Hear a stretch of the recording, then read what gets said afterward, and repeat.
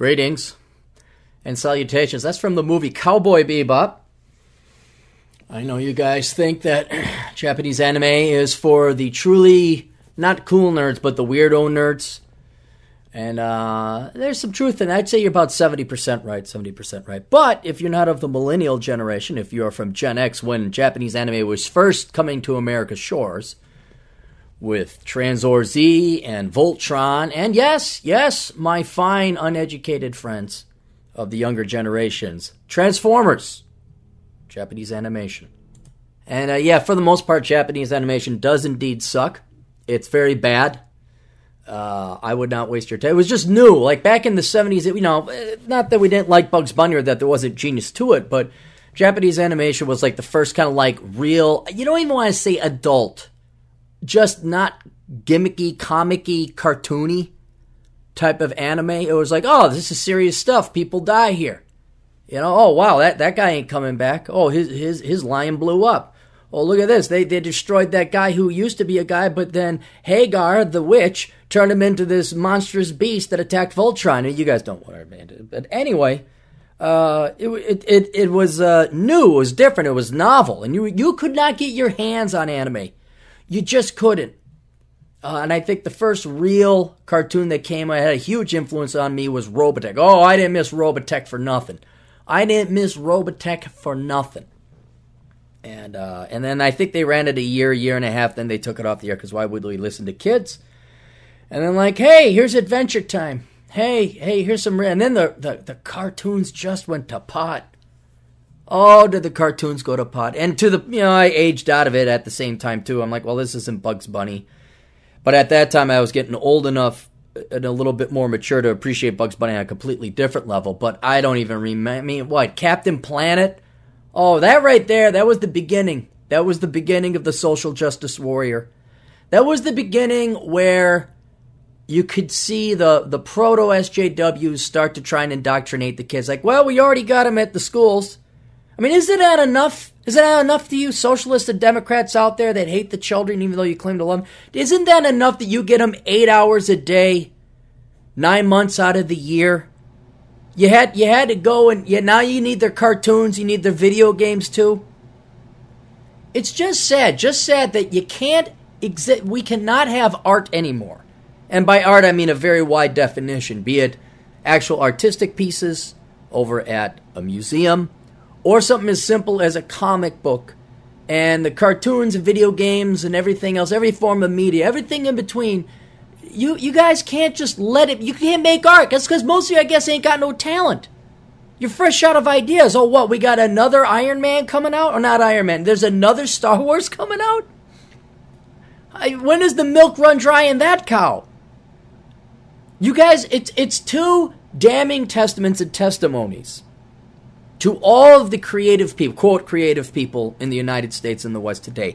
One, you have no creativity, originality, or independent thought. You're simply taking stuff that has been in existence and at best, re-releasing it, rebooting it, or providing a sequel or whatever.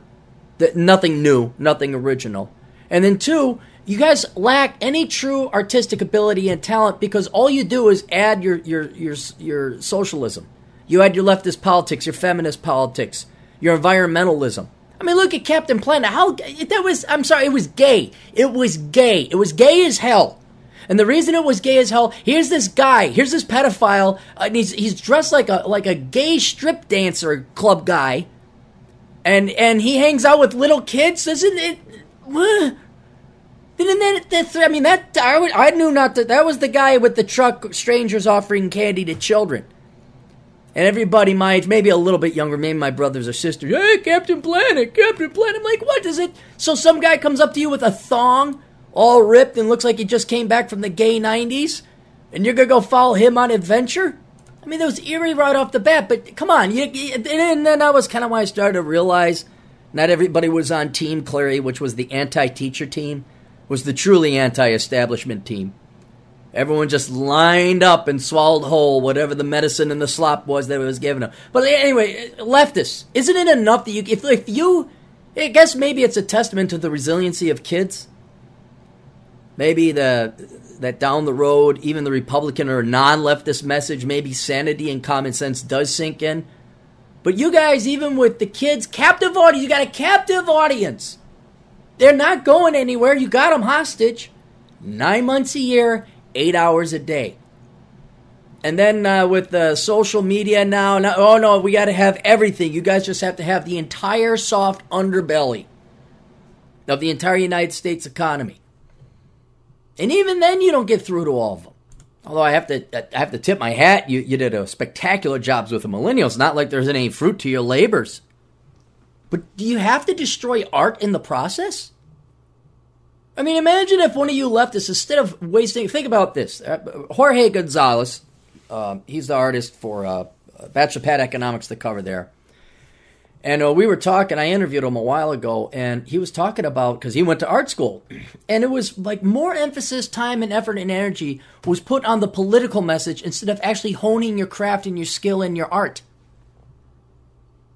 And imagine for those of you who are artists, be you musicians, more video editing, director, filmography types, painters, drawers, sculptors, the whole realm of art. What if you guys didn't waste your time, effort, labor, and resources on learning leftist politics and instead just focused on being artists, focused on being a good guitar player, focused on being a good music composer, focused on being a good painter, sculptor, whatever. You know, did Michelangelo always have to have some kind of political... No, he just focused on his paint. Now, of course, he was contracted by the politics of the time. His client was the politics, it was the church. But I just try to think, any artist, genuine artist back in the day, they might have been influenced and inspired, but the centerpiece, the whole point and purpose of their art was not the message. It was like, look what I could do with my hands and my vision. I could create this thing that you could either hear, we could even say food. Was that going to be next? Think about that. The left won't stop at anything, and the sheep are only more than fertile. They're more fertile than a Puerto Rican woman on welfare. I mean, whoa! It's not the curse-free. It is the curse-free podcast. I didn't say insult-free or accuracy-free. But is that... I mean, every facet of society has been so fertile and receptive to leftist indoctrination. Is that what's going to come next? Because being a chef... Being a cook, that's an art. That is an art. Now, maybe not my level of cooking. That certainly is not an art. It's an abomination. But is that what's going to come next? I cooked and prepared this dish and I presented it to represent the oppression of the black people or the Hispanic people, whatever people I want to social justice warriorize today. Meanwhile, it tastes like utter crap? You know, I just want a burger. Are you going to make the burger in the sign of a woman's breast to remind me of the Suman Komen Foundation? I went to Caribou Coffee. Not even a week ago, a couple days ago. Had to go to the grocery store. And I'm trying to practice calm. I'm trying to practice relaxation. I'm trying to pull back on the throttle. Try not to redline things anymore. And it was kind of a dark and gloomy and rainy day. I think I'm going to get an espresso. I'm going to spend the $3 or $4 on an espresso. I'm going to sit down. I'm going to do nothing. And I like Caribou because even though I think they're owned by Muslims, they're not outright rank leftists like Starbucks is, where it's like, screw white people, let's talk about race, and we hate males. So I'm willing to go to Dunn Brothers. I think that's only local, and Caribou, maybe regional. I'm like, okay, I'll spend my money at Caribou. And I walk in, sure enough, Amy's Blend. All this pink stuff, because they had an employee called Amy, and Amy got breast cancer tragically early. I remember the story. I don't know exactly her age, but I don't think she was much older than 30. It was very sad. And then they did Amy's Blend. And I'm like, okay, maybe the year or the following year after Amy passed away. I understand. That's tragic. It's sad. You don't want to see anyone die that young. That's horrible. And I understand, okay, let's raise some money for breast cancer. Oh, no, they are milking her corpse. Amy has turned into dust. She has gone from ashes to ashes, dust to dust. And they are still milking her corpse. It's pink. It's Amy's blend, Amy's stories, Amy's books. I'm like, I just want a freaking coffee. I just want a freaking espresso. Let me tell you about the 80s, kids. Let me tell you about the 80s and the 70s. You could be a kid then. There was no politics being forced into every crevasse and nook and cranny. There wasn't a political agenda with Bugs Bunny. There wasn't, what's our political agenda, G.I. Joe? It's to stop Cobra. That was about it. Why are we stopping Cobra? Here's the deep political plot. Okay, see if you can follow this. This is West Wing stuff. Because they're bad. They're evil. And we're the good guys. And we're going to go stop the bad guys. A-Team. Not one, I bet you go through the entire script that the A-Team had been on. There's not one mention of Republican or Democrats or Libertarian or feminism. And it's like, hey, we're the A-Team. What are we going to do? Hey, if you could find us and you need our help, maybe you can hire the A-Team. And then it comes Hannibal as some kind of crazy outfit. And then the lady, she was always the cute lady. She was always like the daughter of the farm rancher who was about to get pushed off his property by the evil real estate developers. And then she'd always been, Face would get her in the end. Face would kiss her in the end. That's because he was called Face. But Hannibal would be dressed up in a lizard outfit or something like, hey, congratulations, you hired the A-Team. All right? And why did you hire the A-Team? Because they were the good guys. And what were they going to do? The plot was they were going to stop the bad guys. Knight Rider, same thing. Phoenix Foundation. Or was the Phoenix Foundation Knight Rider? Or was that MacGyver? Hang on, let's look that up. I want to be accurate. Hang on. Phoenix Foundation. Knight Rider. Oh, wait. It's coming up MacGyver and Knight Rider. Phoenix Foundation. Oh, it's MacGyver. Okay, it's MacGyver. I thought, but same thing. Same thing. Oh my gosh, there's a bad guy going to do bad something. What are we going to do? Let's go get the good guy, MacGyver.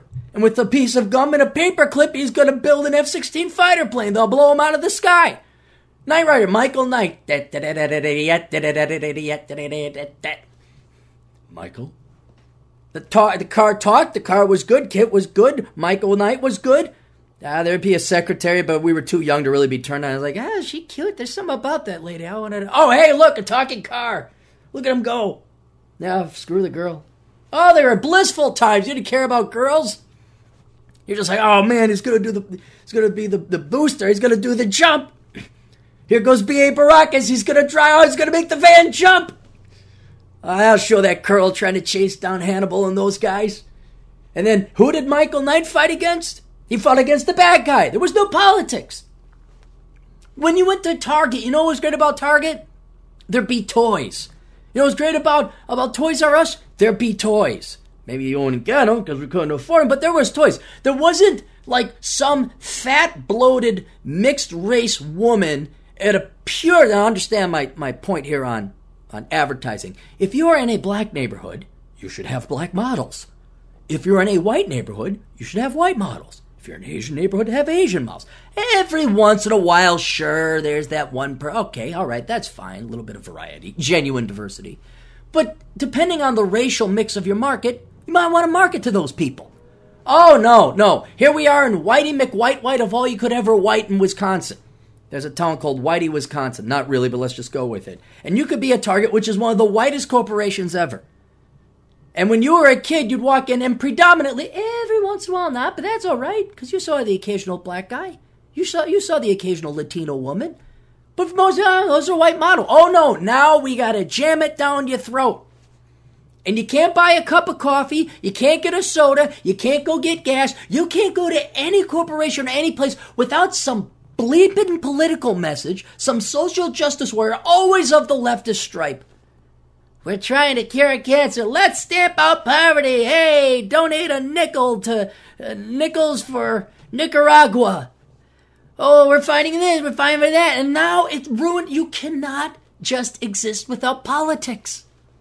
Even the kid, look, fine, parents, adults, and you guys are the ones that brought it upon us. You're the ones that are forcing this down on everybody's throats. At least back in the day, you could turn off the television. That's it. Or you didn't have to read the newspaper. And then for the most part, companies, corporations, and employers kind of like, yeah, you know what? You're here to work. We're here to make widgets. We sell to Democrats and Republicans, feminists, and people who don't hate men. Latinos and whites and Hispanics. Well, yeah, you got money. We're selling to you. What do we sell? We sell paper. We sell probably the least political, most apolitical thing on the planet. We sell gas.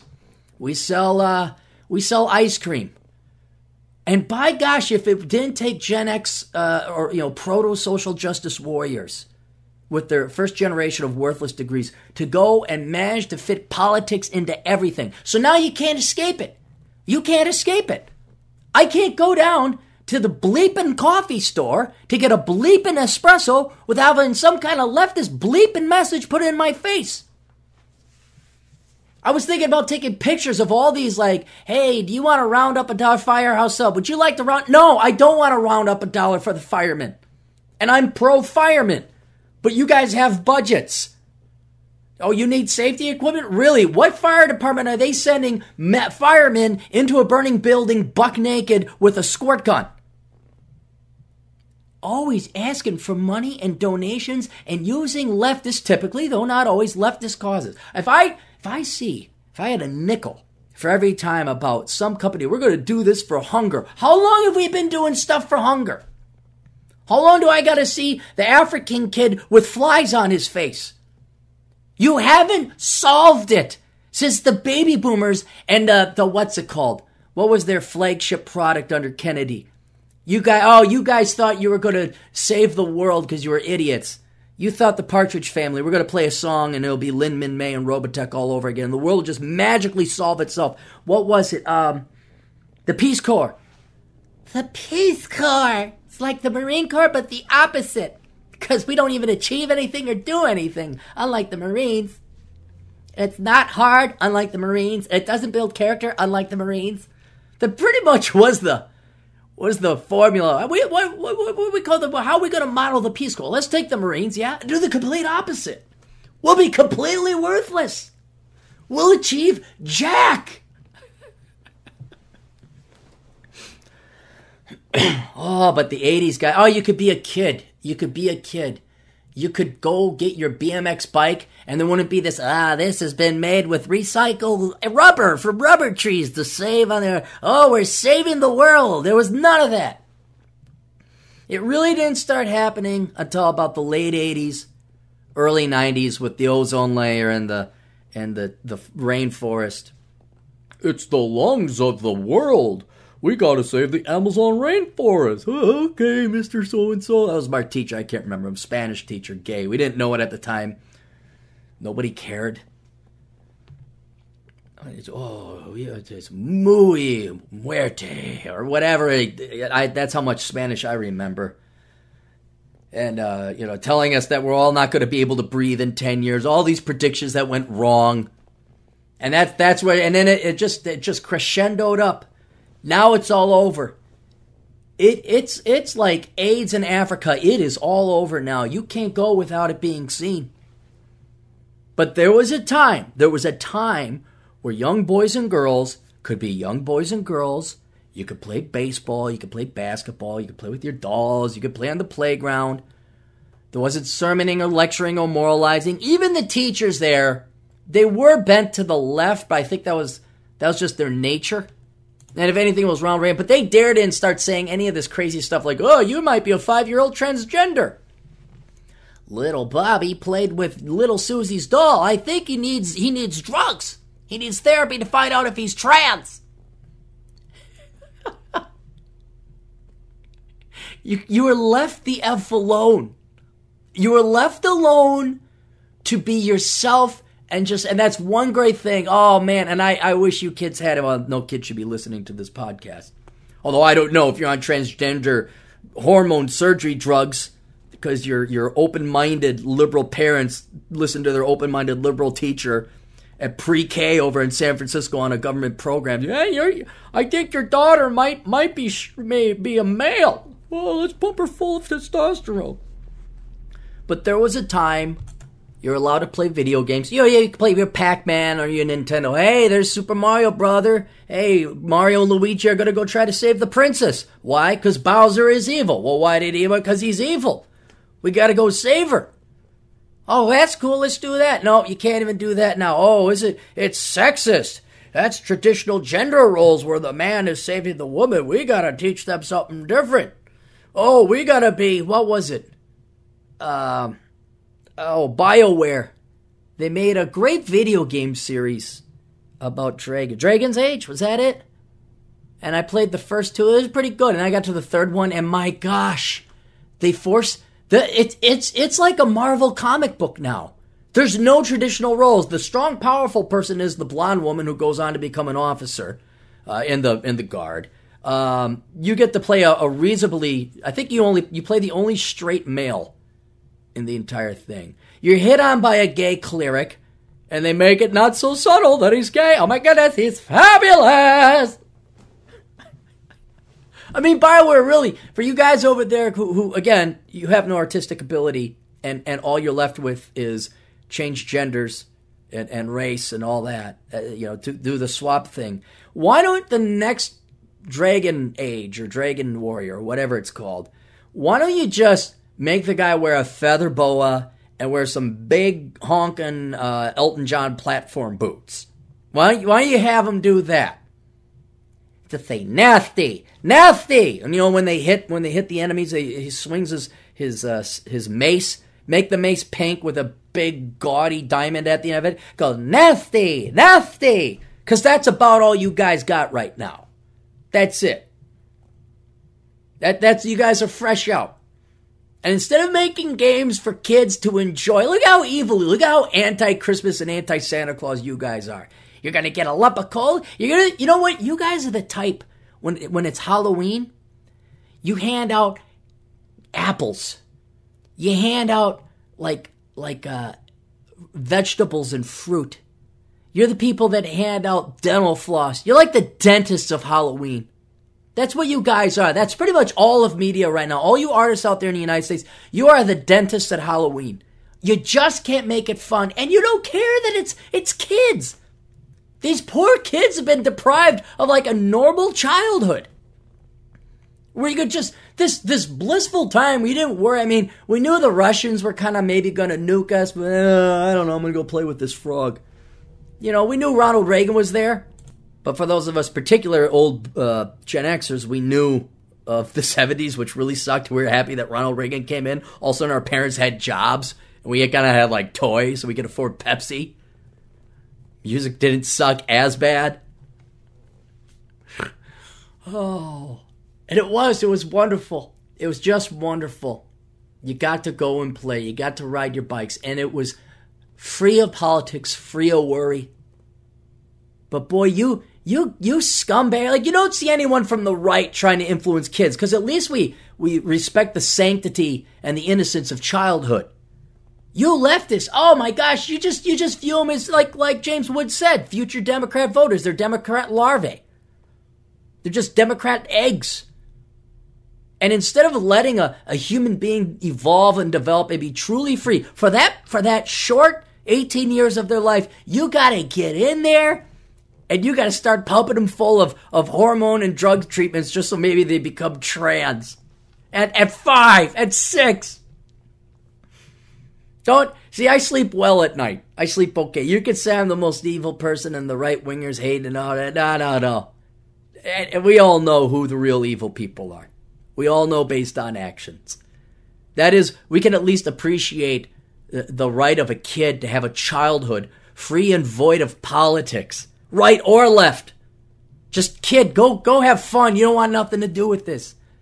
No, I know if we intervened now, we took over the public schools and indoctrinated you, we'd get future votes. But you know what? I can't do that to you. I really can't do that to you. Now, you go have fun. You go play with that turtle. Yeah, you go play with that truck. And there's nothing wrong with you playing with that truck if you're a boy. And, sweetheart, there's nothing wrong with you playing with that doll if you're a girl. You go do it. Do you want to wear a dress, sweetheart? You absolutely go wear it. Son, you want to wear a dress? Screw you. Go play with the truck some more. Maybe that'd be a little nudging. Get out of here. You go play with the truck. Here's a baseball. Go hit it with that funny-looking stick. That's... Oh...